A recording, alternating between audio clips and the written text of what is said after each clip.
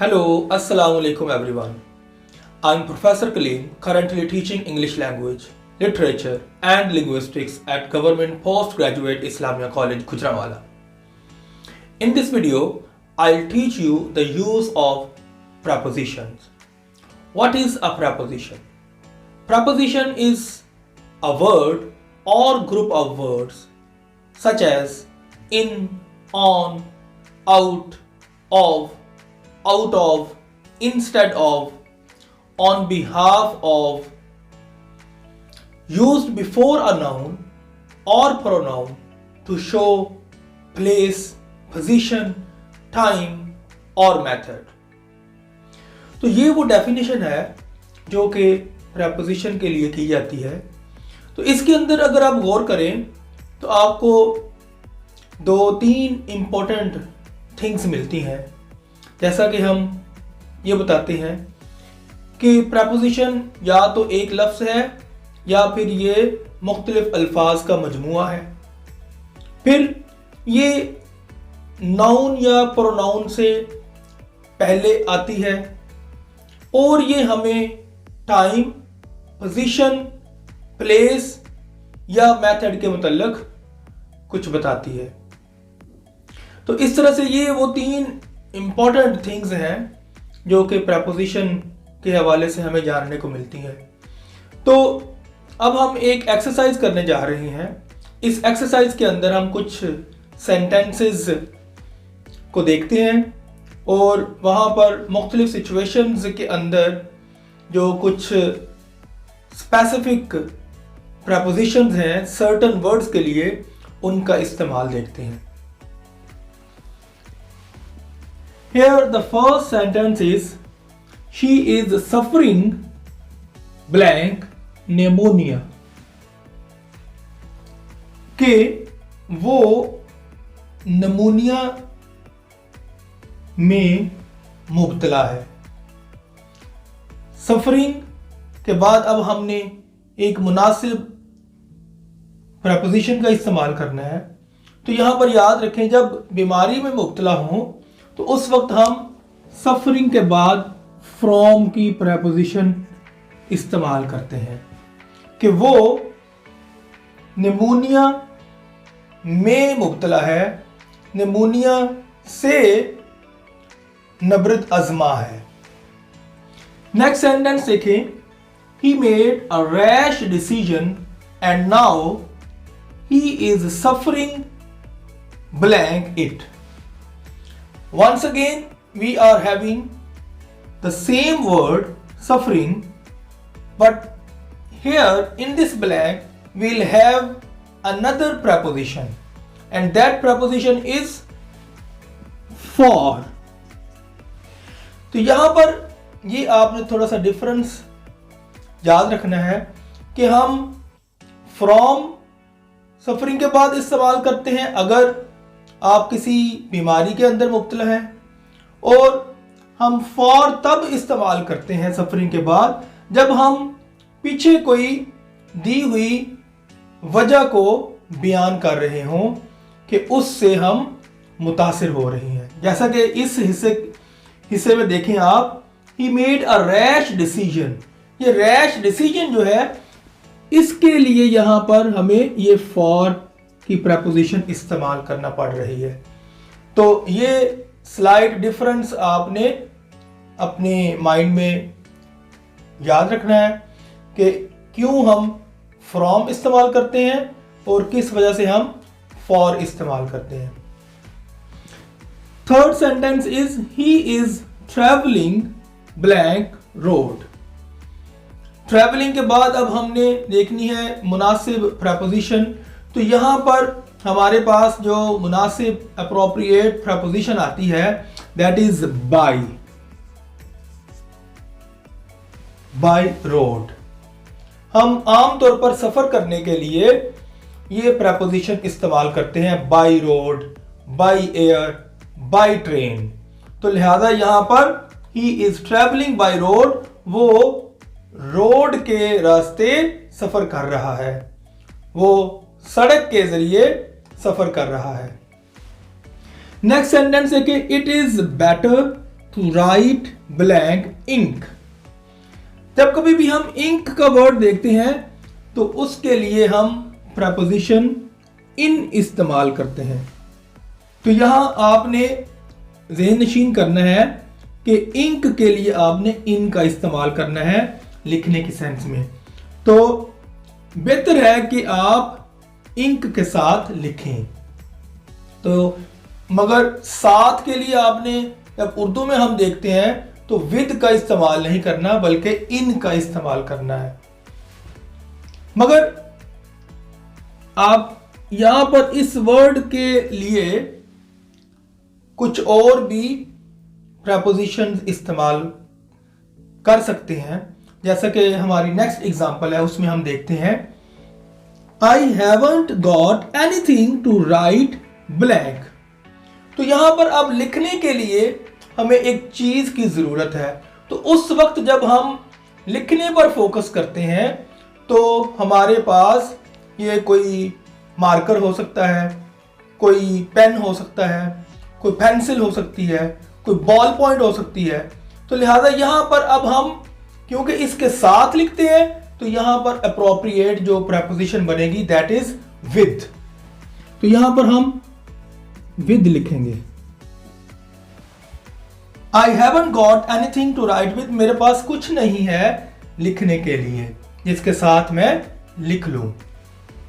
Next sentence है कि do not be envious blank others.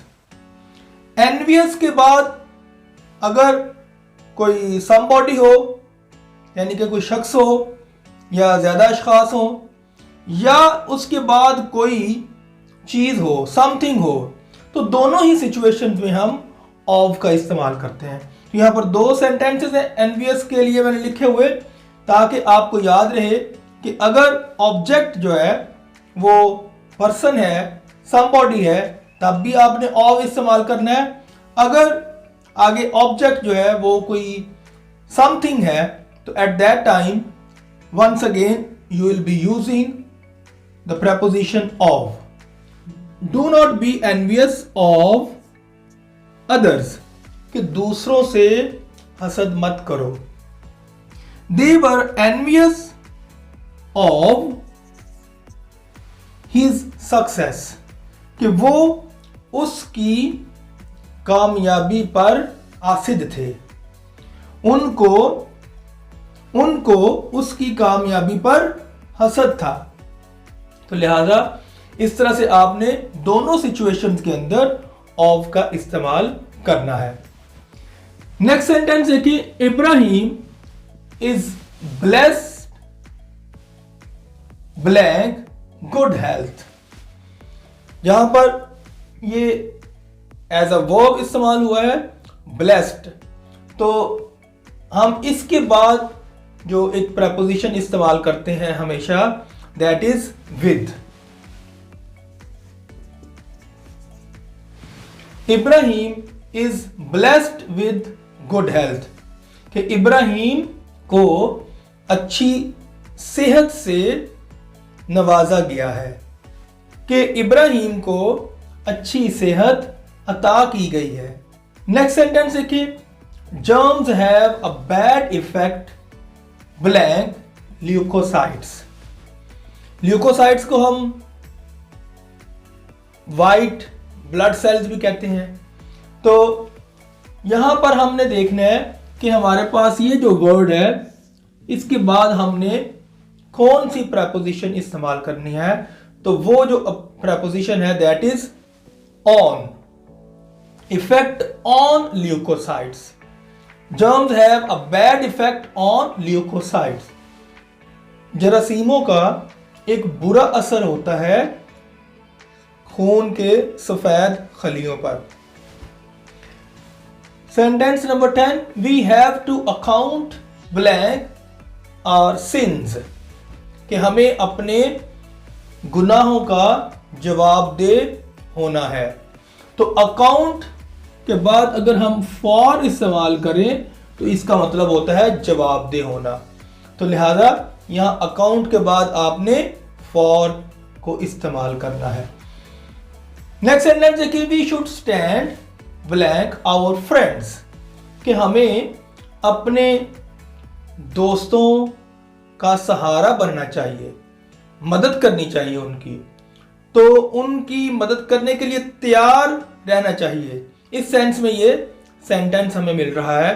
तो एट दैट टाइम हम स्टैंड के बाद जो प्रेपोजिशन है वो बाय इस्तेमाल करते हैं। स्टैंड बाय होना, to be ready to help the friends, तो अपने दोस्तों की मदद के लिए तैयार होना या तैयार रहना। नेक्स्ट सेंटेंस है कि I still stand blank every word I said. Once again stand का वर्ड आता है इस सेंटेंस में भी। तो अब हमने दोबारा से स्टैंड के बाद बाय इस्तेमाल करना है, मगर यहां पर जो मफहूम है वो आपको याद रहना चाहिए कि अपनी बात पर कायम रहना। ऊपर वाले सेंटेंस में, सेंटेंस नंबर 11 में जो मफहूम था वो मदद के लिए तैयार रहना, खुसूसन अपने दोस्तों के लिए, तो उस सेंस में हमने इसको इस्तेमाल किया स्टैंड बाय। मगर यहां जो स्टैंड बाय है वो अपनी बात पर डटे रहना या अपने मौक़िफ़ पर डटे रहने के लिए इस्तेमाल हो रहा है स्टैंड बाय। ये जो फ्रेजल वर्ब है स्टैंड बाय, यहां पर हम इसका मतलब जो है अपने मौक़िफ़ पर डटे रहने के लिए इस्तेमाल कर रहे हैं। नेक्स्ट सेंटेंस देखिए, कीप ब्लैंक स्मोकिंग। तो यहां पर हम जो प्रेपोजिशन है that is off, O double F off, keep off smoking. तो कीप ऑफ हम उस सिचुएशन में यूज करते हैं जब हमने किसी खाने पीने वाली, पीने वाली और स्मोकिंग जैसी चीजों से इज्तनाब करना हो, तो उस वक्त हम कहते हैं keep off smoking, keep of excessive eating, keep of drinking alcohol. तो इस तरह की सिचुएशन में हम कीप ऑफ का जो फ्रेजल वर्ब है उसका इस्तेमाल करते हैं। नेक्स्ट सेंटेंस देखिए, sentence number 14, I am going to complain blank the boss blank this. तो इस सेंटेंस के अंदर दो जगह पर हमने जो प्रपोजिशंस हैं इस्तेमाल करनी है। तो फर्स्ट जो ब्लैंक है यहां पर हम टू की प्रपोजिशन इस्तेमाल करते हैं, कंप्लेन टू समबॉडी, यानी कि किसी शख्स को शिकायत लगाना। और जो शिकायत लगानी है किसके मुतल्लक लगानी है, तो वहां पर हमने अबाउट की प्रपोजिशन इस्तेमाल करनी है। अबाउट दिस, जिसको लगानी है उसके लिए टू, और जिसके मुतल्लक लगानी है उसके लिए अबाउट। जिस बारे में आपने कंप्लेन करनी है उसके लिए आपने अबाउट प्रपोजिशन इस्तेमाल करनी है। तो लिहाजा ये कंप्लेन के बाद में आपने ये दो सिचुएशन याद रखनी है। अगर आप किसी शख्स को शिकायत लगा रहे हैं तो कंप्लेन टू, और अगर आप किसी चीज के बारे में शिकायत लगा रहे हैं तो complain about. Last but not the least, she is complaining blank a headache. तो यहां पर फिर वंस अगेन हम कंप्लेनिंग के बाद एक प्रपोजिशन देख रहे हैं, तो वर्ड वही है कंप्लेन वाला। तो यहां पर अब हमने जो प्रपोजिशन इस्तेमाल करनी है वो थोड़ी सी डिफरेंट है, and that is last but not the least, she is complaining blank a headache. तो यहां पर once again we are having the same word complain, and here it is complaining। तो complaining के बाद हमने इस सिचुएशन में जो प्रपोजिशन इस्तेमाल करनी है दैट इज of, of, कि she is complaining of a headache, कि वो सर दर्द की शिकायत कर रही है। तो इस सिचुएशन में आपने कंप्लेनिंग ऑफ करना है, और जब यह सिचुएशन हो, जब कोई शिकायत लगानी है किसी को, किसी शख्स को, तो उस वक्त आपने टू, और जिस बारे में शिकायत लगानी है वो आपने अबाउट वहां पर प्रेपोजिशन इस्तेमाल करनी है। और अगर आपको कोई शिकायत है, जैसे सर दर्द की शिकायत है, तो उस वक्त आपने कंप्लेन के बाद ऑफ की प्रेपोजिशन इस्तेमाल करनी है। तो ये वो 15 सेंटेंसेस से जो मैंने आपके सामने रखे, ताकि आप इनमें जो सर्टन वर्ड्स हैं उनके लिए जो स्पेसिफिक प्रेपोजिशंस हैं उनका इस्तेमाल जाने और इनका अपने फ्यूचर में बेहतर इस्तेमाल करें। That's all, good bye.